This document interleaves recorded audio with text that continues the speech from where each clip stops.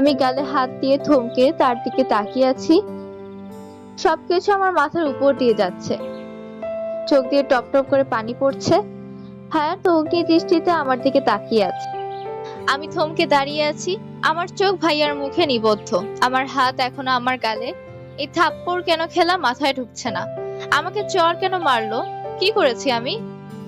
অবাক হয়ে তাকিয়ে আছি, মুখ দিয়ে কথাও বলতে পারছি না। আমার মুখ দিয়ে কথা বের হচ্ছে না। আমি ভাইয়ার মুখের দিকে এক দৃষ্টিতে অবাক হয়ে তাকিয়ে আছি। ভাইয়া আমার থেকে চোখ সরিয়ে হাত উঁচু করে নিজের কপালে রাখলো। আঙ্গুল কপালে চালাতে চালাতে চোখ বন্ধ করলো। আমি হতভম্ব হয়ে বড় বড় চোখ করে তাকিয়ে আছি। ভাইয়া চোখ মেললো শান্ত চাহনি দিয়ে। রাগ কমে লাগছে, তার চোখ লাল কমে এসেছে। আমি বিস্মিত হয়ে তাকিয়ে আছি। আমাকে মারলো কেন তা জিজ্ঞেস করব, তখন ভাইয়া আমার সামনে থেকে চলে গেল। আমি হা হয়ে তাকিয়ে রইলাম, গালে হাত রেখে। আমি স্তব্ধ ও বাকরুদ্ধ হয়ে গেছি, কথা বলার ভাষা হারিয়ে ফেলেছি। ভাইকে ডেকে জিজ্ঞেস করতেও পারছি না। আমার চোখের সামনে ভাইয়া আলমারির কাছে গেল, নিজের ট্রাউজার আর গেঞ্জি বের করে বাথরুমে ঢুকে গেল আর শব্দ করে দরজা লাগিয়ে দিল। আমার ধ্যান ভেঙে গেল। আমি গাল থেকে হাত সরিয়ে ধপ করে বিছানায় কোনায় বসে পড়লাম। আমি কি মার খাওয়ার মতো কিছু করেছি? না তো, তেমন তো কিছু করিনি। তাহলে থাপ্পড় আমার কপালে জুটলো কেন? থ মেরে বসে আছি। নিজেই পাগল হয়ে বিয়ে করলো, সবাইকে মিথ্যে কথা বললো, আর এখন বাসর ঘরে এসে বউকে মারলো কেন? এর উত্তর আমি চাই। সাহস জুগিয়ে বসে আছি। ভাইয়া বের হলে আমি জিজ্ঞেস করব। 15 মিনিট পর ভাইয়া বাথরুম থেকে ট্রাউজার আর গেঞ্জি পরে ভেজা চুলে বেরিয়ে এলো। সোফায় থেকে তোয়াল নিয়ে মাথা মুছতে মুছতে আয়নার সামনে গেল। আমি হা করে তাকিয়ে আছি। ভাইয়া একবার আমার দিকে নজর দিল না। আমার রাগ হলো। আমি উঠে দাঁড়ালাম, সোজা ভাইয়ার কাছে গিয়ে দাঁড়ালাম আর বললাম, আপনি আমাকে মারলেন কেন? কি করেছি আমি? ভাইয়া আমার কথার তোয়াক্কা করলো না। মাথা মুছে আমাকে ইগনোর করে টি টেবিলের উপর থেকে ফোন নিয়ে বিছানার কাছে গেল।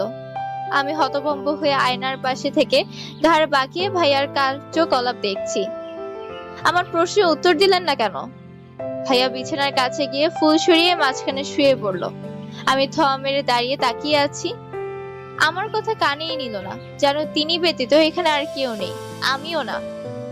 আমি ঢোক গিলে শাড়ির আঁচল মুছতে মুছতে এগিয়ে এসে দাঁড়ালাম। আমার সব প্রশ্নের উত্তর চাই।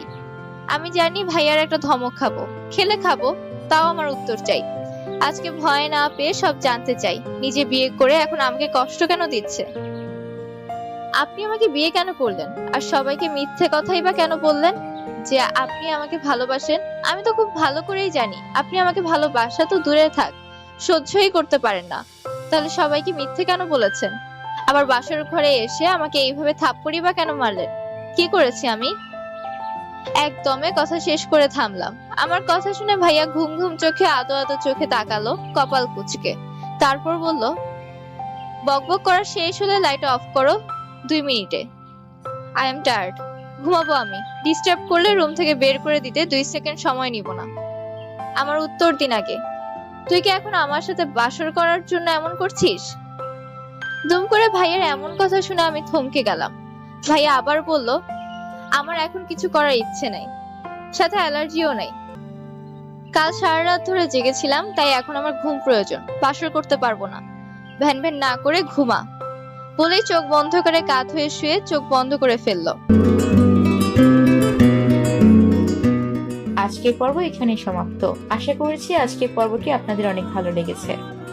আর সামনের পর্বের জন্য অপেক্ষা করুন আর আমাদের পাশে থাকুন। অবশ্যই কমেন্ট করে জানাতে কিন্তু ভুলবেন না আপনাদের কাছে কি মনে হচ্ছে, পরবর্তী পর্বে কি হতে পারে।